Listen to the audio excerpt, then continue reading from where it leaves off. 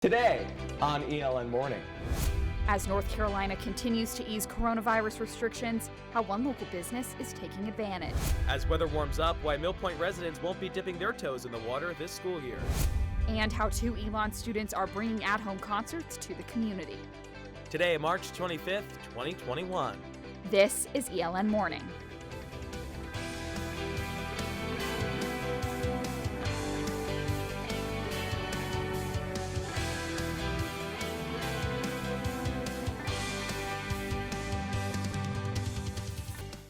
Well, good morning, Elon, and welcome to ELN Morning. I'm Baylor Rodman, alongside my friend and evening anchor, Maeve Ashbrook, who's filling in for Isabella Seaman today. Maeve, welcome to the morning team. Baylor, good morning. Happy to be here, and we actually will be hearing from Bella later on in the program. The town of Elon is considering changing its gathering limits this week as COVID-19 regulations are loosening in North Carolina. Elon Town Manager Richard Weiner tells ENN that a final decision on whether to increase the gathering limits from 10 people indoors and 25 people outdoors will come from the mayor later this week. The discussion comes as North Carolina Governor Roy Cooper is allowing restaurants, gyms, and breweries to open at 75% capacity indoors and 100% outdoors beginning Friday. Retail businesses, salons, museums, and aquariums can open to 100% capacity. And as some restrictions are lifting, Pandora's Pies is getting ready to seat more people at their tables.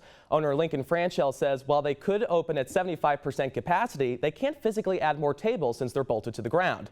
Instead, the restaurant will start allowing larger parties of 8 or 10 to sit together. The only way it's really our capacity is going to grow is if they tell us 100%, because we still have to make sure that people are staying 6 feet apart. FRANCHELL says Pandora's has made significant financial progress over the past few months. We've gone from, like I said before, 40–50% of our normal business, and now we're pretty much back to normal. I mean, between people sitting in here and getting to-go orders, we are busy around the clock. And down the road at Oak House, owner Phil Smith says the changes will not affect them as their protocols have been self-regulating. Smith tells ENN as more people are vaccinated, they'll relax their capacity limits. As vaccination efforts continue and North Carolina's restrictions loosen, campus recreation and wellness staff are planning to reopen both Beck Pool and the station at Mill Point Pool in June. While protocol for these reopenings have yet to be announced, some Mill Point residents like Elon senior Thea Vunk are disappointed that the pool is not reopening sooner. I was hoping that they would open it maybe like middle of April, end of May, just because I feel like that's one of the main reasons a lot of people want to live in Mill Point, because I'm like, I could have lived off campus. Mill Point resident and Elon senior Amanda Palin says even if it did open earlier, she wouldn't feel comfortable going to the pool just yet. I won't be here in June, so it's a little sad, but also I don't really know if I want to go into the pool anyways. Just knowing like how many different people would be there. Director of Campus Recreation and Wellness Larry Mellinger told ENN his team is considering implementing other protocol changes as vaccine rollout continues, including increased capacity limits. However, any of those changes will not be made until the week of April 5th at the earliest. The senior class will know the fate of the 2021 commencement ceremony tomorrow. In a survey sent out at the beginning of March, seniors voiced how they want the university to hold graduation. It's unclear how many people voted in that survey and what the results were, but we spoke to some seniors and noticed a pattern. They just want to be able to celebrate with their families. I don't know. I guess they're the people that have the biggest impact on my life, and they're the ones that got me to where I am, so I'd want them to see it. Personally, I know my parents really want to come, and so I think a limited number of guests is something that could work out well, especially with sort of vaccination rates rising and case numbers dropping a lot in Ashlyn. I definitely want guests to come, and I would want to walk across in person because I feel like it's such a rewarding part of your time at Elon. Commencement is scheduled to take place May 21st.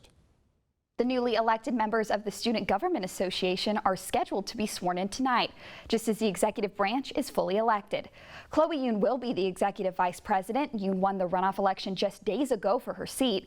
As an Asian American student, she says the shooting in Atlanta last week made her victory even more meaningful.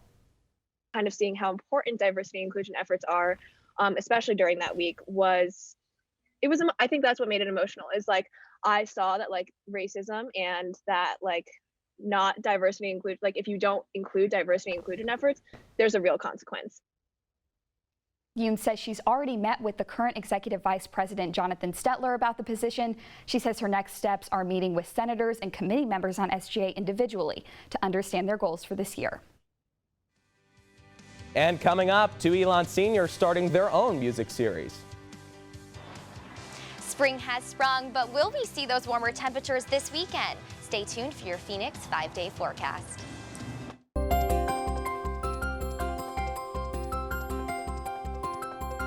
Well, our Ashlyn DeLoughy is live now on Citroen Plaza to give us the Phoenix 5-day forecast. Ashlyn, good morning to you. What's the weather out there? Taylor and Maeve, we have some warmer temperatures and rainy days ahead of us. You saw here this morning, it was cloudy and it's going to stay like that throughout the rest of the day as those temperatures reach a high of 78 degrees. There is a slight chance of showers later this afternoon, and it's possible that those showers will turn into thunderstorms later tonight and will continue on into early Friday morning. Let's take a look at that Phoenix 5-day forecast. You'll notice that rain is here to stay. Friday, temperature is expected to reach a high of 81 degrees and will stay in the high 70s throughout Saturday and Sunday. More rain is expected throughout the weekend. There's a possible chance of thunderstorms for Saturday night. We probably won't see that sun peek out again until Monday and Tuesday when those temperatures drop to the 60s. So a few rainy days ahead of us, but hopefully those warmer temperatures are an indication that shorts weather is not too far away. Thanks, Ashlyn. And Elon women's lacrosse is looking to continue their undefeated streak when they head to High Point University on Saturday. Head coach Josh Hexter says the success this season has come from connections made both on and off the field. Defensive coach Beth Roberts is really she has changed the way that we play. She's doing a really good job with those kids, and the biggest thing is the trust. The girls fully trust her, and she fully trusts them, and they have a really great relationship that way. For more on women's lacrosse, be sure to head to elonnewsnetwork.com. Volleyball defeated James Madison University for the first time in its program's history. They defeated the Dukes 3-1 at home yesterday evening, and as you may or may not know, our usual morning anchor, ISABELLA SEMAN, also serves as captain of the volleyball team. She's been out off the court and away from the teleprompter following a concussion, but she joins us live this morning to talk about the team's success. And Bella, we are very happy to see you. I'm very happy to see you guys, and I miss you so much. I can't wait to get back in the studio, but I got to take care of my brain first. You do.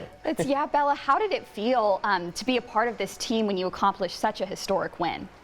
You know, this team has worked so hard day in and day out. It's a weird season, obviously, but we knew we had really high skilled players, and the senior class, especially with the win last night, it was our last home game. And so to beat JMU at our last home game as seniors together just really meant the world to us, and we know we have a really exciting future for our last conference weekend this weekend, and then the CAA tournament right after. So tell us a little bit what we should expect this weekend. What we expect this weekend, well, College Charleston's always a really solid team. They're probably one of our rivals, so we're gonna travel to their gym, which is very similar to the Schar Center. It's gonna be really nice and sunny down there, actually. So we're just really excited that we have the opportunity to compete, especially during a pandemic. All right, ISABELLA SEMAN, a D1 athlete and a D1 journalist here in Elon News Network as well. Thank you for joining us. Thank you, guys. As a way to document Elon's music scene, two Elon seniors are recording concerts of their own to share on social media, all from their apartment porch. Our Ellis Chandler has the story. Growing up in the D.C. area, Elon senior Brendan Storr always loved driving by the NPR studios. There's so many cool concerts that happen in there. Now, inspired by the company's Tiny Desk series, he and senior Andrea Peters co-created Elon Tiny Dorm. So we've kind of modeled ours after the best parts that we found in each of those tiny dorms, what we like about Tiny Desk, and then we're doing our best to make this sustainable. Stuart does most of the planning since the concerts are recorded in his apartment, while Peters helps with day of duties like setting up video equipment. We go through setup, and then the creative freedom is really up to the artists that come in. And so we ask them to come with 2 to 3 songs prepared, and we'll film a full set all the way through. The duo says their location sometimes causes obstacles. Yeah, we're miking in an open screen porch, and there's the road right there. You got people people like honk when they come up. Yeah, the people coming up here honking, which is like, you know, that's where we are, like in a parking lot essentially. Since Stewart and Peters are graduating in May, they hope to pitch Tiny Dorm to the School of Communications at the end of the semester. I would love to see this get a little bit more integrated and recognized by the actual administration so that people that don't have a ton of free time as spring seniors can get involved in a very legitimate way. Even though neither want to pursue a career in radio, the two are proud of the guests they've brought in and the work they've put out so far. What we want is for this to be a very inclusive environment and kind of an open platform. And so it doesn't matter whether you're a music major or you have a band that tours, anyone's welcome to come play. The duo says the rest of the semester is fully booked with guests. Ellis, Chandler, ELN Morning. Stewart and Peters hope to see their project get picked up as a subset of WSOE 89.3 if it doesn't become an official organization. And coming up, watch Baylor and I go for a little outing for free donuts.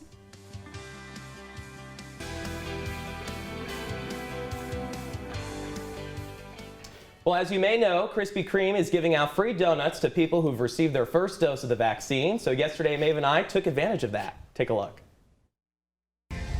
Okay. Autofocus.